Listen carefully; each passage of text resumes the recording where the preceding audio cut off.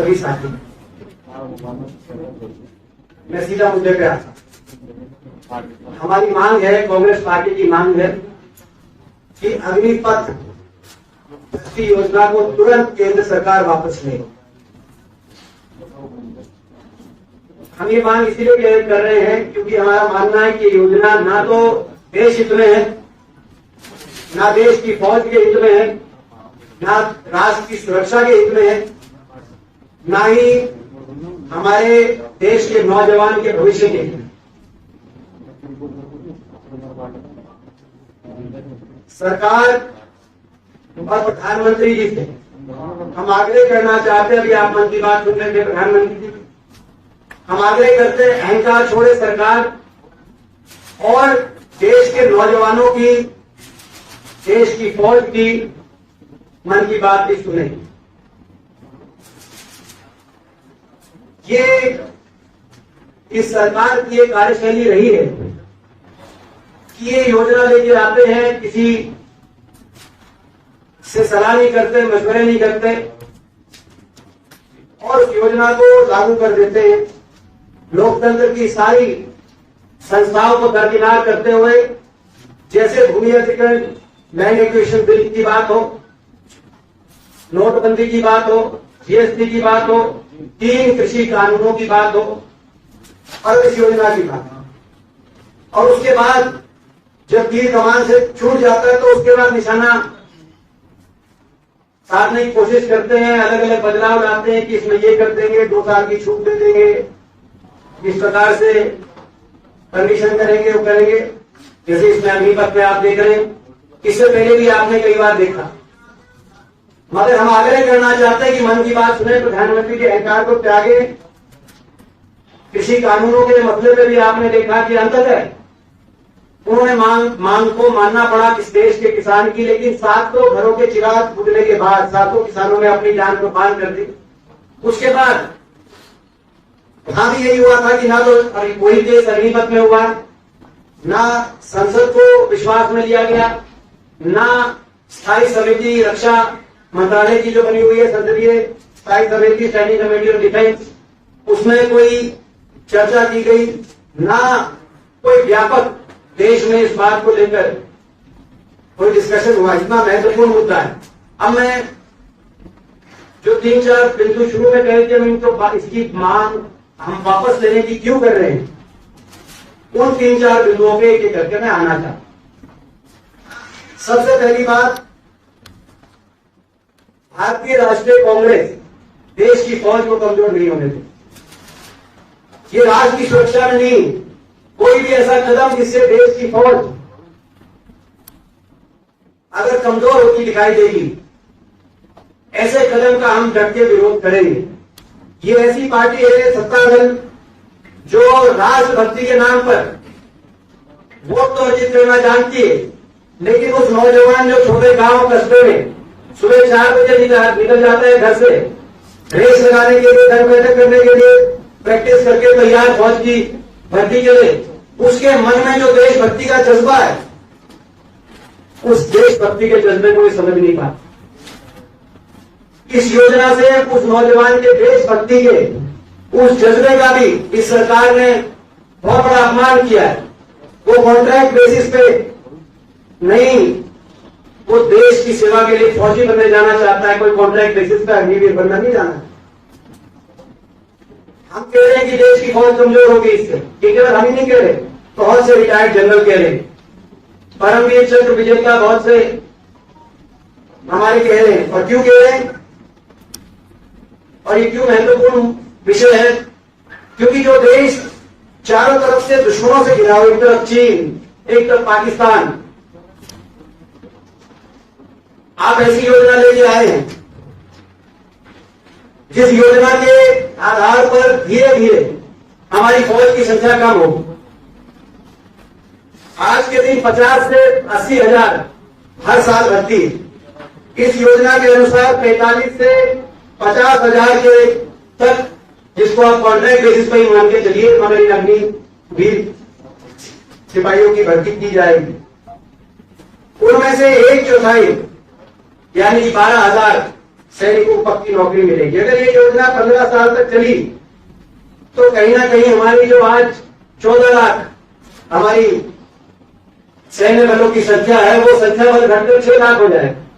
Number 1, फौज क्यों कमजोर होगी? दूसरा, फौज का सैनिक जो फ्रंट लाइन पे देश की रक्षा की जिम्मेदारी अपने कंधे पे लिए हो, अगर वो अपने भविष्य को लेकर असुरक्षित महसूस करे, वो किस जज्बे से लड़ेगा?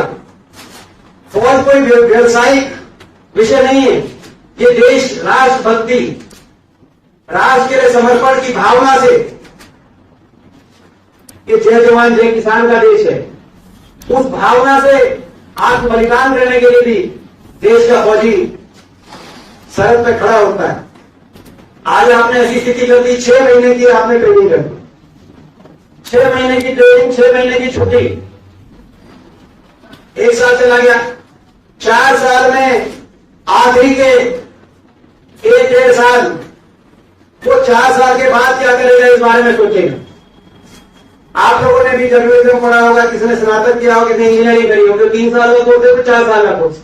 आखिरी साल अब याद करें अपना, यहां तो 10वीं के बाद जा रहे हैं, पर 12वीं के बाद भी अगर आप आखिरी साल याद करें तो आप ये सोचते थे कि इंटर्नशिप कहां करेंगे, आगे नौकरी कहां तलाशेंगे। वो अपने भविष्य को लेकर आखिरी साल में तो 6 महीने की ट्रेनिंग, 6 महीने की छुट्टी और आखिर का 1-1.5 साल इस असुरक्षा में कि आगे क्या करूंगा, फौज में रिटेन होऊंगा कि नहीं होऊंगा। ऐसे में जिस देश का फौजी ही अपने आप को सुरक्षित महसूस करे अपने भविष्य को लेकर, वो कैसे सुरक्षा कर पाएगा फौज इससे?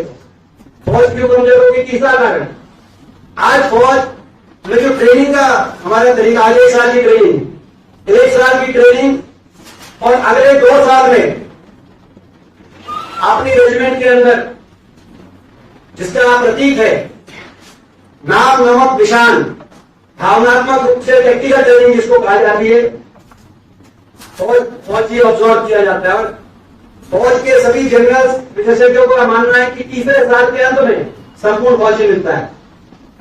यहां आपने वो जो 1 साल की ट्रेनिंग की 6 महीने कर दी, तो जो ये हमारी रेजिमेंट्स जो आधार है, जिस आधार पे जो नींव है, जिस नींव के ऊपर दुनिया की सबसे सर्वश्रेष्ठ फौज आज हिंदुस्तान की फौज मानी गई है, time and tested, tried and tested, हर युद्ध में हमारी फौज जीती। उसके बाद आज उस फौज की उस प्रणाली के साथ बिना कोई व्यापक चर्चा करे इतना बड़ा छेड़खानी करना, मैं समझता हूं कि ये फौज की नींव को हिलाने का काम जो आप कर रहे हैं, इससे फौज कमजोर होगी। फौज क्यों कमजोर होगी? चौथा कारण, कई स्पेशलाइज ट्रेनिंग है। आर्मर कोर, रशिया के अंदर आप जाके पूछे, आर्मर कोर की 5 साल की ट्रेनिंग। आर्टिलरी, चीन की आर्मी में आर्टिलरी में 3.5 साल की ट्रेनिंग है। इन्फेंट्री, अलग अलग इन्फेंट्री के डिवीजन, अलग अलग देशों की, अलग मुल्कों की फौज में अलग अलग उनकी ट्रेनिंग है। आज आप किस प्रकार से जो स्पेशलाइज ट्रेनिंग धीरे धीरे एक संपूर्ण फौजी तैयार होता है, तीसरे चौथे साल में ही करता है, आप उसकी रिटायरमेंट की तैयारी कर रहे हो, तो देश की फौज कमजोर होगी।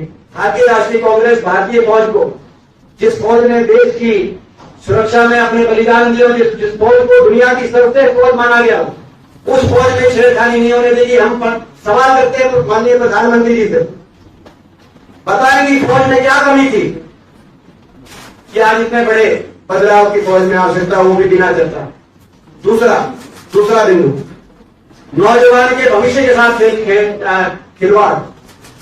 आप जानते हैं कि नकारात्मक नीतियों की वजह से आज देश के 75 साल के इतिहास में सबसे ज्यादा बेरोजगारी है, और ये हमने के नीति आयोग कह रहा, सेंट्रल मॉनिटरिंग इंडियन इकोनॉमी कह रही। ऐसी परिस्थिति में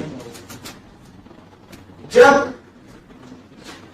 65 लाख केंद्र सरकार और विभिन्न राज्य सरकारों की नौकरियों में रिक्त स्थान हो, जिसमें से 26 लाख अकेले केंद्र सरकार में रिक्त स्थान हो, और 2 लाख से ज्यादा फौज में रिक्त स्थान हो, ये स्वयं मेरे द्वारा जो प्रश्न पूछा गया था 28 मार्च को संसद में, उसमें जानकारी नहीं दी जैसा आप जानते हैं। उसके बाद ये आंदोलन बना पूरे देश में कि 2 लाख से ज्यादा फौज में स्थान है और 3 साल से भर्ती नहीं हो रही। पहले तो रक्षा मंत्री जी को देश से माफी मांगनी चाहिए कि ऐसी स्थिति बनी कि 3 साल से कोई भर्ती नहीं, इतने स्थान फौज में और अलग अलग वैकेंसीज में। ऐसे नौजवानों के भविष्य के साथ रिकॉर्ड बेरोजगारी का जो सामना कर रहे हो, इतना बड़ा मजाक की सरकार ने किया है। जैसा मैं पहले बता चुका हूं कि धीरे धीरे फौज की जो हमारी संख्या घटेगी, स्वाभाविक रूप से संख्या घटेगी तो बेरोजगारी बढ़ेगी। दूसरी बात, जो लोग अग्निवीर 4 साल के बाद जिनकी फौज से छुट्टी कर दी जाएगी, आज बड़े बड़े क्लेम किए जा रहे, दावे किए जा रहे कि उनको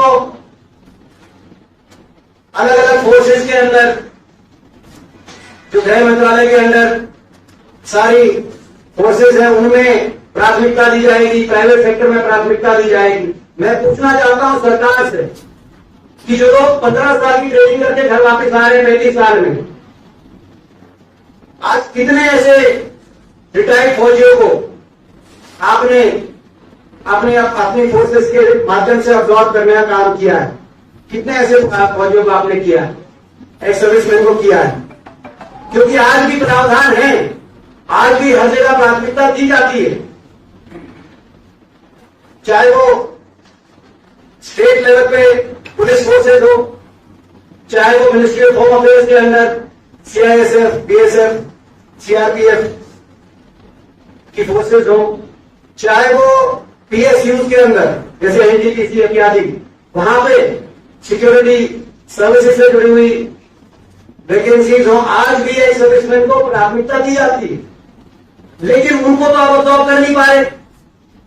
आने वाले समय में जब इतने लोगों की छुट्टी करके आप घर भेजेंगे तो आपकी इस आधार पे तो ये युवाओं के साथ बहुत बड़ा धोखा है। युवाओं की देशभक्ति की भावना का भी बहुत बड़ा अपमान है, जैसे मैं पहले आपके बीच में कह चुका। एक आर्ग्यूमेंट दिया जा रहा है सरकार द्वारा कि जी इजराइल में ऐसा होता है। मैं स्पष्ट रूप से कहना चाहता हूं, आप लोगों ने एक हरियाणा के अंदर हम बोलते हैं, शायद राजस्थान के अंदर बोलते हैं नकलची बंदर, आपने सुना होगा नकलची बंदर। ये सरकार, आपको याद होगा 3 कृषि कानून जब लेके आई तो सरकार ने कहा कि अमेरिका के अंदर किसी रूप में कॉर्पोरेट सेक्टर कृषि क्षेत्र में है। हमने कहा अमेरिका नहीं, हिंदुस्तान अलग है, परिस्थितियां अलग है। आप इस देश को समझो, 50% लोग कृषि पे आधारित हैं, अमेरिका में आधा % है। यहां कॉर्पोरेटाइजेशन नहीं चलेगी, यहां हिंदुस्तान में कानून चलेंगे। कांग्रेस ने हिंदुस्तान की परिस्थितियां देखते हुए एमएसपी की प्रणाली को और बाकी मंडी व्यवस्था की प्रणाली को विकसित करने का काम किया था, मगर सरकार ने उस समय नहीं मानी। खामियाजा देश के किसान को हुआ, देश को हुआ। 700 किसानों की जान कुर्बान हुई और उस बलिदान लेने के बाद सरकार ने अपने कदम उठाए, प्रधानमंत्री जी ने वो प्रेस वार्ता करी। आज वही बात पहले अमेरिका से लेके आया था, पहले इजराइल में आपकी जानकारी में लाना चाहता हूं। छोटा मुल्क है, मगर छोटे मुल्क से भी ज्यादा एक एडवांस इकोनॉमी है, वहां अनएम्प्लॉयमेंट नहीं है, 100% एम्प्लॉयमेंट है अलग अलग सेक्टर में। कोई स्वेच्छा से आर्मी में जाना ही नहीं चाहता। वहां भावना में भी फर्क है हिंदुस्तान में और इजराइल में। ये देशभक्ति हमारे गांव में, छोटे कस्बों में, नौजवानों के रग रग में देशभक्ति बनी हुई है। वहां आर्मी फर्स्ट चॉइस नहीं है इजराइल में, कोई फर्स्ट प्रेफरेंस से आर्मी में नहीं जाना चाहता। इसीलिए वहां तो कंपल्सरी सर्विस करके 4 साल में रिटायरमेंट करके सारी 100% सबको जाना पड़ता है। वहां की स्थिति अलग है, हिंदुस्तान की परिस्थितियां अलग है। हिंदुस्तान में नंबर 1 चॉइस, जैसे मैंने कहा, बहुत हिंदुस्तान के नौजवानों की गांव में, छोटे कस्बों में जो लोग 4 बजे उठ के अपनी प्रैक्टिस करने निकलते हैं, मैदान में दौड़ लगाते हैं, उनकी सबसे सर्वोत्तम अगर कोई चॉइस है तो वो फौज में जाना। इसलिए ये नकलची बंदर कभी हिंदुस्तान की परिस्थिति है कि सरकार ने नकलची बंदर का रूप ले लिया। कभी अमेरिका से ला रहे, कभी इजराइल से ला रहे। हिंदुस्तान में हिंदुस्तान के लोगों के लिए सूटे जो नीतियां हैं वो चलेंगी, वहां की नहीं चलेगी। इसमें बाकी आपके बहुत से प्रश्न होंगे। तो जैसे मैंने कहा कि भाई दो मुख्य बिंदु, देश की सुरक्षा के साथ समझौता नहीं हम बर्दाश्त करेंगे, देश की फौज को कमजोर नहीं हम होने देंगे, और देश के नौजवान के भविष्य के साथ खिलवाड़ भी हम बर्दाश्त नहीं करेंगे। ये हमारी दो मुख्य बिंदु।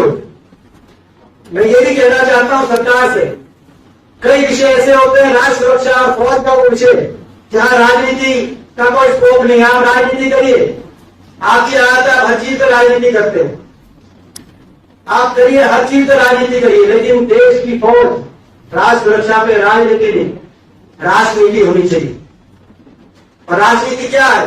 राजनीति का अर्थ सभी को विश्वास में लेकर एक मत से नीतियां बने, क्योंकि देश का फौजी किसी एक विचारधारा का कोई के परिवारों से नहीं जाता, किसी एक धर्म, किसी एक जाति, किसी एक भाषा, किसी एक भाषा के परिवारों से नहीं जाता। उसमें संपूर्ण देश के अलग अलग एक एक कोने से देश की सीमा पर फौजी जब जाता है तो हिंदुस्तान अपने दिल में लिए जाता है, भारतवर्ष के प्रति समर्पण अपने दिल में लिए जाता है। ये राष्ट्र है, और इसीलिए ये राजनीति इन विषयों पर नहीं होनी चाहिए।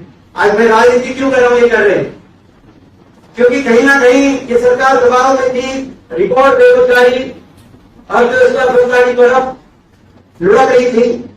2 करोड़ रोजगार हर साल का वायदा था, उस वायदे में सरकार विफल हो रही थी। इससे प्रधानमंत्री जी ने उस जुमले को छुपाने के लिए शोभा छोड़ दिया कि 10 लाख नौकरी देंगे। जो मैंने आपको साफ बताया कि ये 10 लाख काल्पनिक स्वप्न ना दिखाएं, मगर जो ये 62 लाख रिक्त स्थान पड़े, जिसमें 2 लाख से ज्यादा फौज के, इनकी असली भर्ती सरकार निकाले, असली भर्ती करे, ये हमारी मांग है सरकार से। तो ये तो प्रमुख राष्ट्रीय पर्सपेक्टिव से, राष्ट्रीय दृष्टि से कुछ बातें थी। इसके साथ साथ में राजस्थान और हरियाणा जैसे प्रदेश, राजस्थान, हरियाणा, पंजाब, ये वो प्रदेश हैं जहां से परंपरागत रूप से फौज की भर्ती बड़े पैमाने पर रही है। यहाँ के नौजवान को कैसा थोड़ा झटका लगा है, वैसे तो पूरे देश के नौजवान को झटका लगा है, मगर यहाँ के नौजवान को कैसा झटका लगा है वो भी मैं कहना चाहता हूं। क्योंकि आपने देखा होगा, एक ये भी बात आ रही है कि इसमें कहीं ना कहीं रेजिमेंट सिस्टम जो है, जो फौज की नींव है, जो आधार है, उनकी जिन क्षेत्रों से परंपरागत रूप से बड़ी पैमाने में भर्ती होती है, जहां बहुत से इलाके ऐसे हैं जिसमें बहुत से राजस्थान में भी है, जहां पीढ़ी दर पीढ़ी देश के लिए समर्पित होकर बलिदान देने की परंपराएं रही हैं, उन इलाकों के अंदर कहीं ना कहीं जो ऑल इंडिया ऑल क्लास की बात आई है, उसका क्या प्रभाव पड़ेगा वो मैं आपके बीच में रखना चाहता हूं। ये एक और प्रश्न पूछा गया था संसद में हमारे एक साथी सांसद द्वारा, ये 11 फरवरी 2022 को सारे प्रश्न की लेटेस्ट सेशन में पूछे गए थे, चाहे वो जो मैंने पूछा था कि जिसमें जवाब आया था 3 साल से भर्ती नहीं हो रही है, 2 लाख से ज्यादा वैकेंट, इसमें पूछा गया था कौन से प्रदेश से कितनी भर्ती हो रही है। अगर हम राजस्थान का देखें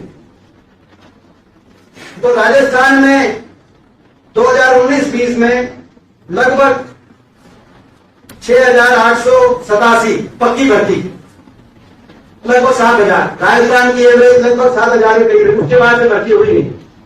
पहले भी आप साथ ले जाके देखें तो 7,000 के इर्द गिर्द आंकड़ा घूमेगा।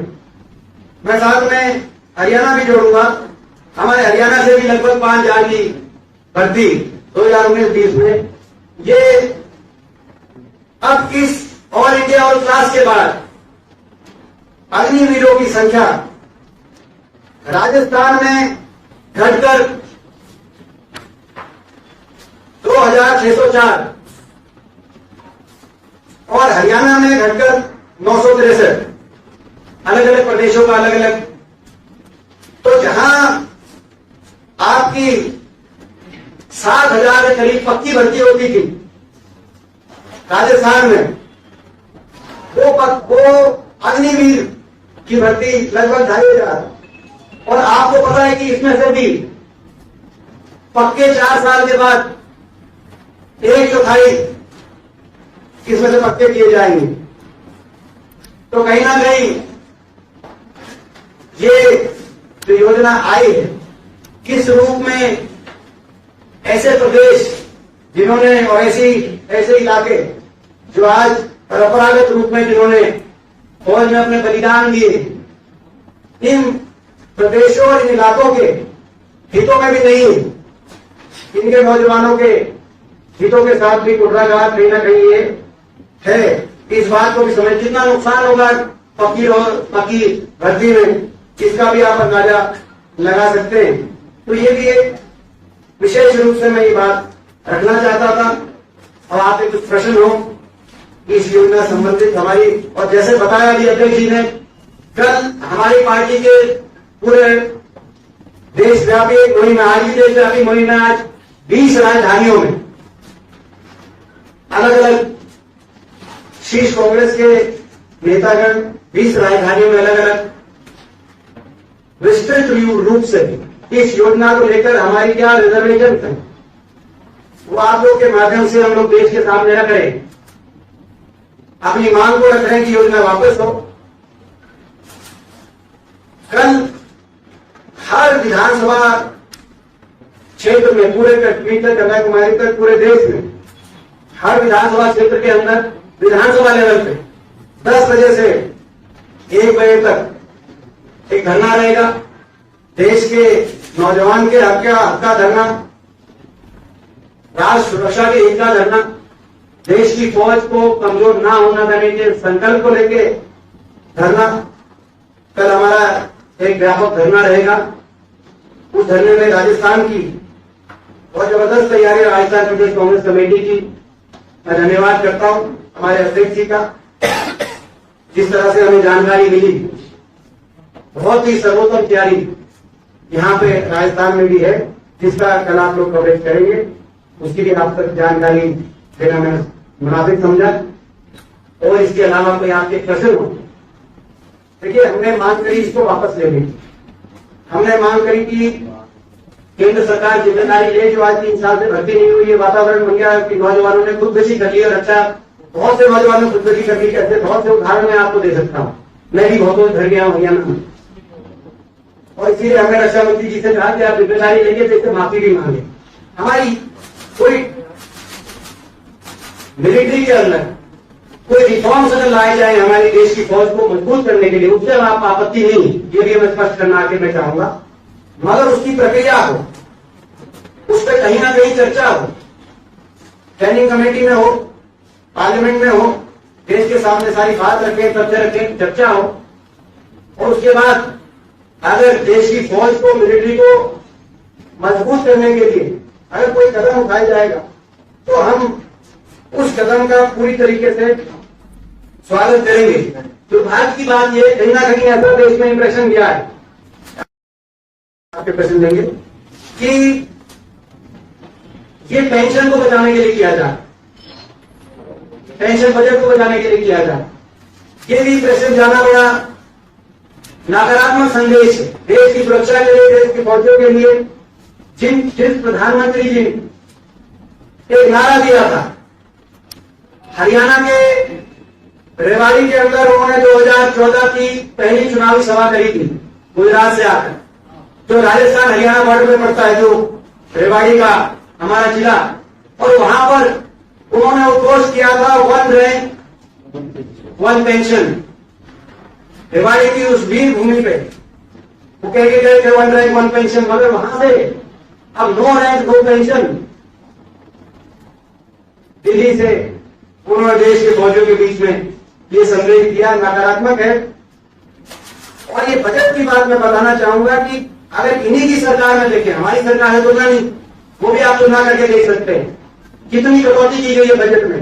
लेकिन रक्षा बजट मात्र पिछले 5 साल में हम देखें, यूपी के समय देखें तो और ज्यादा गिरावट रक्षा बजट में, लेकिन मात्र 5 साल में 2017-18 में 17.8% केंद्र सरकार का खर्च रक्षा बजट को समर्पित था, और 2020-21 में ये घटकर 17.8% से 13.2%। इतनी भारी गिरावट है। जब चीन हमारे दरवाजे पे दस्तक दे रहा हो और कई किलोमीटर अंदर चीन की फौज कहीं जो सरकार और फौज ने स्वयं उस बात की यथास्थिति देश के सामने रखी हो, जब पाकिस्तान और चीन एक होकर टू फ्रंट वॉर की बात करते हो, ऐसे समय रक्षा मंत्रालय का रक्षा बजट को इतनी भारी कटौती कौन सी देश बनती है? ऐसे समय देश के नौजवान के दिल में जो सपना था देश को समर्पित होकर फौजी बनने का, उस सपने को चकनाचूर करना कौन सी देश बनती है? सरकार ही बताए। तो आपके कोई प्रश्न हो? ओटा जी, हरियाणा के रोहतक के गढ़ी सांपला में छोटूराम संग्रहालय है, और किसान संगठनों की और एक धनखड़ खान है उसकी बैठक हुई। ओपी धनखड़ जी ने नेतृत्व किया। राजस्थान से भी काफी सारे किसान नेता, भारतीय किसान यूनियन के नेता उसके अंदर मौजूद है। वहां युवाओं से कहा गया है कि आप इस अग्निवीर भर्ती योजना के फॉर्म ना भरें, और अगर इसके फॉर्म भरते हैं, इसमें अप्लाई करते हैं, तो उनका सामाजिक रूप से उनको अलग थलग कर दिया जाएगा, एक तरीके से उनका बहिष्कार कर दिया जाएगा। क्या कांग्रेस इसको सपोर्ट करती है? देखिए, आज जो ये सरकार है, और सरकार ने एक बात कही है कि अग्निवीर योजना में, क्योंकि बहुत से नौजवान अपना पंजीकरण कराएंगे, रजिस्ट्रेशन कराएंगे, ये बात का प्रतीक है कि नौजवान इस योजना पे अपना मोहर लगाएंगे। आप और हम जानते हैं यथास्थिति दूसरी है। आज देश में बेरोजगारी का जो आलम है, बहुत से नौजवान स्वाभाविक रूप से जब देश में बेरोजगारी के रिकॉर्ड टूट गए तो स्वाभाविक रूप से पंजीकरण कराएंगे। अगर कोई चपरासी की पोस्ट निकलती है कहीं पूरे देश में, आपने देखा होगा कि पीएचडी तक बच्चे उसके लिए अप्लाई कर रहे हैं। ये स्थिति होगी केंद्र सरकार की आर्थिक नीतियों की विफलता के कारण देश की अर्थव्यवस्था लुढ़क गई। तो ऐसे में ये इस बात का नारा नहीं लगाना चाहिए सरकार को। सरकार किसी भी देश के छोटे गांव में कस्बे में चली जाए, हम निमंत्रण देते हैं राजस्थान में चली जाए, राजस्थान में आए सरकार, केंद्र सरकार आए, मोदी जी अपना हेलीकॉप्टर सुबह 5-6 बजे उतार दें। हरियाणा में, राजस्थान में किसी भी गांव में जो बच्चे प्रैक्टिस कर रहे हैं, उनसे पूछ ले, पंजीकरण उन्होंने करवाया होगा, उनसे पूछने की योजना ठीक है, इससे वो संतुष्ट है कि नहीं संतुष्ट है। युवाओं से क्या अपील कर रहे हैं, बढ़ना चाहिए नहीं बढ़ना चाहिए? हम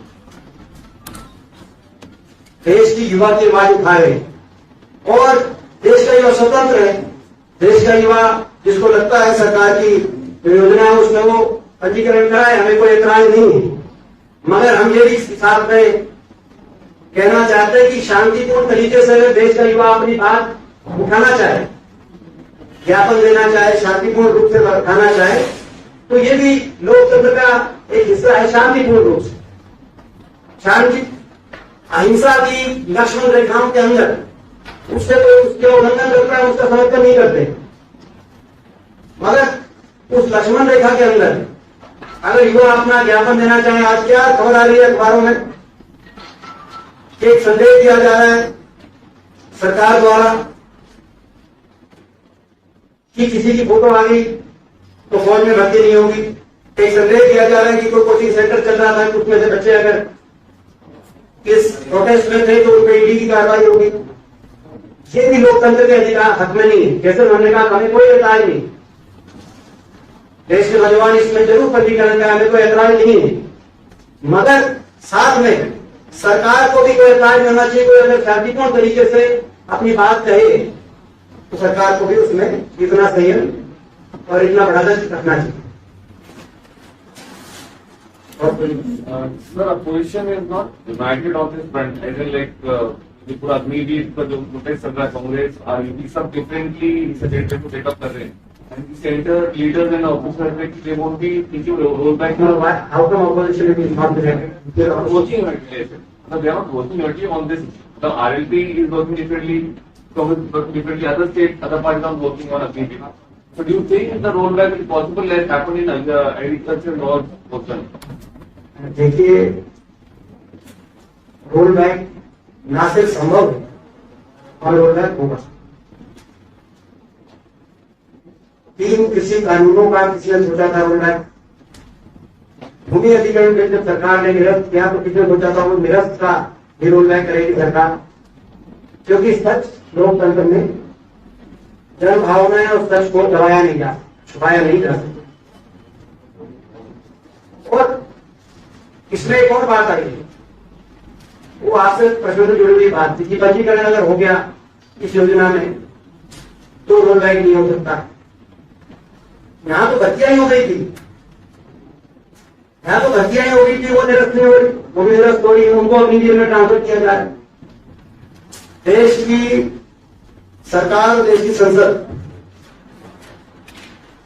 जब यथास्थिति को समझेगी, जिसका हमारा अधिकार है और हमारी जिम्मेदारी है कि विपक्ष के रूप में सकारात्मक भूमिका निभाते हैं और यथास्थिति को सरकार को दर्पण दिखाएं, तो उसके बाद निसंदेह इस्लामी रोल बैक किया जाएगा। और लगभग सभी पार्टियां इस पे एक स्वर से, जो विपक्षी पार्टियां इस पे एक स्वर से इसका विरोध कर रही है। So अगर पंजीकरण होगा तो रोल बैक क्यों होगा? I mean, they will have all the grounds to continue.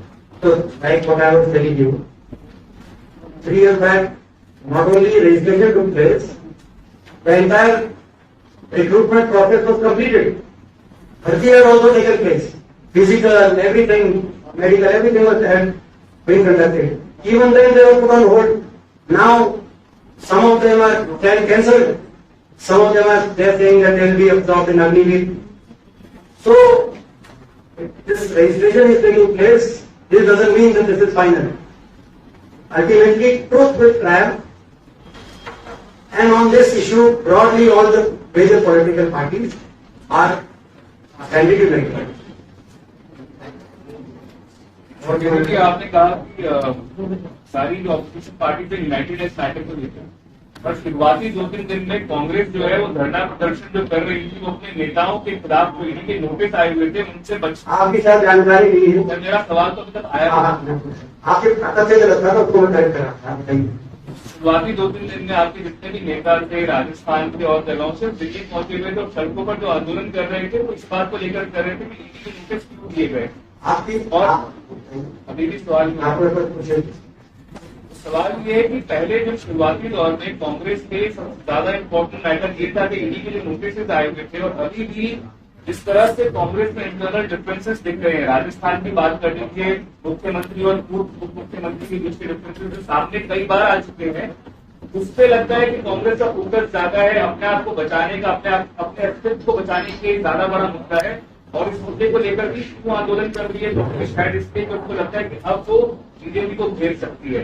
तो ये जो इंप्रेशन है, बात इंप्रेशन की है जो लोगों के बीच में मैसेज जा रहा है और इस मुद्दे को आरएलपी बार बार कह रही है कि ये मुद्दा तो हमने उठाया, पहले सड़कों पर तो हम आए, कांग्रेस तो बाद में आई है इस मुद्दे को। देखिए, एक मैं आपको स्पष्ट कर दूं, आपकी मुझे लगा कि जानकारी आपकी पूरी थी नहीं, इसीलिए बात आ गया कुछ और कुछ।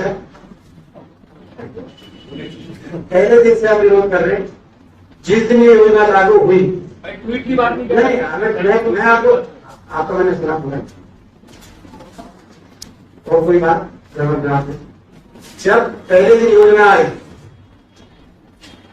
उसी रोज एआईसीसी ने, कांग्रेस पार्टी ने मेरी जिम्मेदारी लगाई, तो आप इसीलिए मैं उसका अच्छे से जवाब दूं।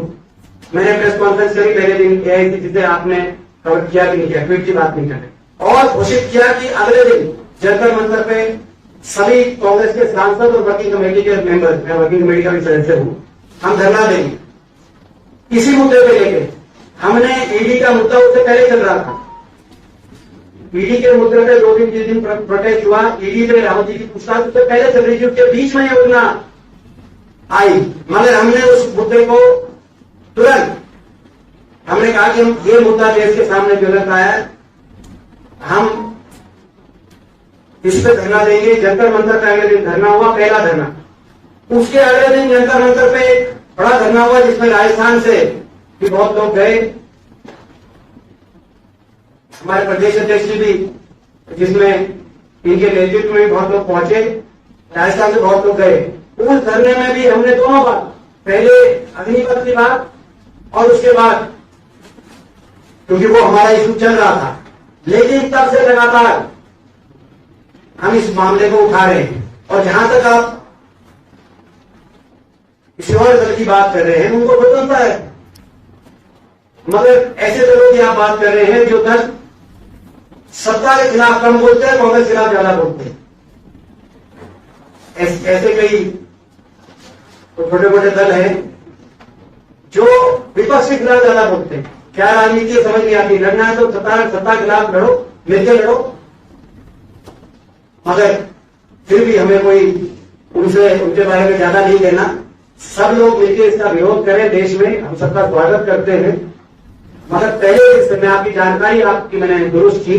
अगले दिन हमने धरना दिया जंतर मंतर, मैं स्वयं धरने में मौजूद था, और स्वाभाविक रूप से आज सारी जानकारी उस धरने की आप सोशल मीडिया पे जाके ले सकते हैं। कोई मैं कुछ कहूँ बात तो नहीं रही, तो आपकी जानकारी पूरी नहीं। आप ये बात डिनाई कर रहे हैं, जो मैंने दूसरी बात की उसका बिल्कुल स्किप कर रहे, कांग्रेस की अंदरूनी राजनीति के बारे में जो मैंने कहा वो तो आप बिल्कुल स्किप कर रहे। वो मैं अगर बोलूं तो आप कर जो है वही छापोगे अग्निपथ वाली, तो हमारी कुछ चलेगी नहीं। तो मैं ऐसा क्यों आपको मौका दूं? ये बात है, बोलिए क्यों बोलूं?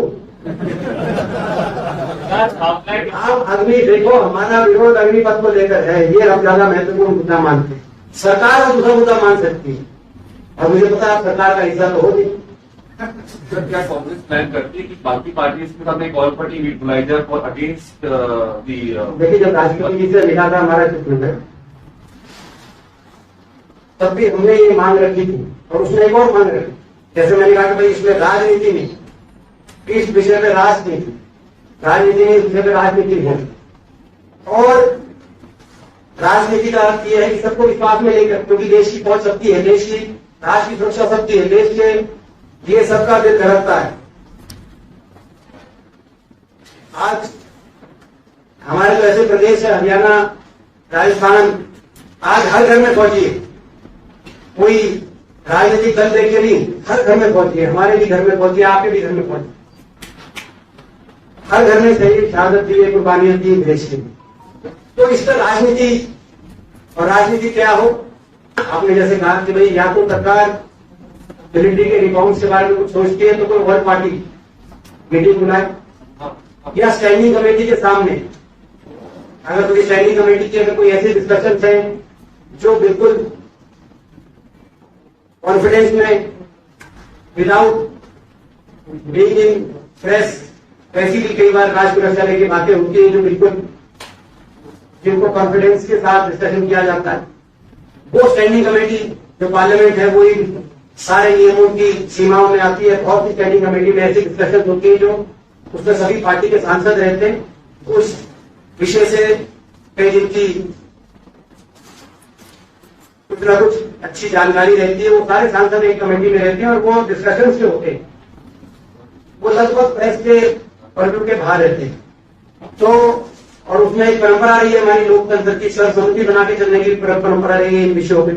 हमारी भी पार्टी की सरकार है बहुत लंबे समय तक, इन विषयों पे सर्वसम्मति बनाकर हमेशा चलने का प्रयास किया गया। आपको याद होगा इंदिरा जी के समय जब बांग्लादेश और तो जब याद किया जाता है तो उसके साथ ये भी आता है कि उस समय यूएन में भारत के की बात को लेकर उस समय जो विपक्ष में थे अटल बिहारी वाजपेयी जी, वो पहुंचे देश की तरफ से उन्होंने नेतृत्व किया देश का। इस प्रकार की इन नीतियों में फौज को लेकर देश की राष्ट्र सुरक्षा लेकर एक परंपरा आ रही है देश की, प्रजातंत्र उससे मजबूत रहा है कहीं ना कहीं। अब कहीं किसी कोने में कोई योजना बनाई जाती है, कोई अमेरिका से कॉपी करके, कोई इजराइल से कॉपी करके उसको थोप दिया जाता है। ये दुर्भाग्य का, इसको लेके हमारा विजय। सर ऑपरेशन लोटस पे क्या बोलेंगे? महाराष्ट्र में जो जिस तरीके से महागठी गठबंधन जो है आपका वो टूट चुका है, तहस हो चुका है, राजस्थान टूट गया, स्थितियां तो ऐसी बन गई जब संजय अलग हो गए तो अभी कहाँ टूटा। अप्रोच जो है महाराष्ट्र में हमारी सरकार मजबूत है और हमें विश्वास है कि कोई भी जो प्रयास किए जाएंगे इस तरीके के, भाजपा को पहले भी टूटी खानी पड़ी थी, राजस्थान का उदाहरण है और महाराष्ट्र के अंदर भी हमें पूरा विश्वास है कि हमारी जो गठबंधन है वो चट्टान की तरह मजबूत है। हमारी सरकार केंद्रीय मंत्री गजेंद्र सिंह को लेकर के सीएम साहब ने कहा है कि सचिन पायलट के साथ मिले हुए थे, जवाब दिया था। बहुत लगा दिया। आपने जो बोला उससे संबंध आपको राजस्थान में मूंगफली खानी पड़ी थी, तो और ऐसा है कि मैंने पहले कहा कि हमारी प्रेस वार्ता जो है वो अगली मत पे है। सर आपने बोला राजस्थान में मूंगफली खानी पड़ी है, ऐसा है कि राजस्थान में अलग अलग जगह इनको खानी पड़ी होगी, मगर जो आप चाह रहे हो मैं दूंगा नहीं। जो अग्निपथ योजना पे जो आपको सारी बातें रखी, आप चिंता करो। देखो आप प्रेस के आपकी बात आ गई। राजस्थान में जो 7,000 भर्ती होते थे पक्के, अब वो घटकर कितने 2600 समथिंग। आपने नोट किया कि नहीं किया पता नहीं, वो भी एक आपके देखो, आपके भाई भी तो हमारे होंगे, हमारे लिए तो आपके होंगे, उनकी भी चिंता करो। आप उनके बारे में लिखो। आपकी पार्टी के मुख्यमंत्री मौका दे रहे हैं, आप मौका नहीं दे रहे। ऐसा है कि आपको वही जो क्वेश्चन का मैंने उत्तर दिया है वो बहुत अच्छा आंसर है। उसका आपने देखा होगा जब मैंने जवाब दिया था तो पूरा खाके लगा के आप लोग हंस रहे थे। सर हम तो लाइव तो वो आप उस प्रश्न का जो वो उत्तर था उसी को आप दोबारा से रिप्ले कर ले। आज की हमारी प्रेस वार्ता अग्निपथ योजना की वापसी की है। देश की फौज को कमजोर नहीं होने देंगे, देश के नौजवान के भविष्य के साथ खिलवाड़ नहीं होने देंगे और सरकार द्वारा हमारे इस विरोध को डाइवर्ट करने के लिए अलग अलग विषयों को मीडिया में उछालने नहीं देंगे। इस संकल्प के साथ हम प्रेस वार्ता को यही संपन्न करते हैं और कल जो है आपकी धन्यवाद के लिए मैं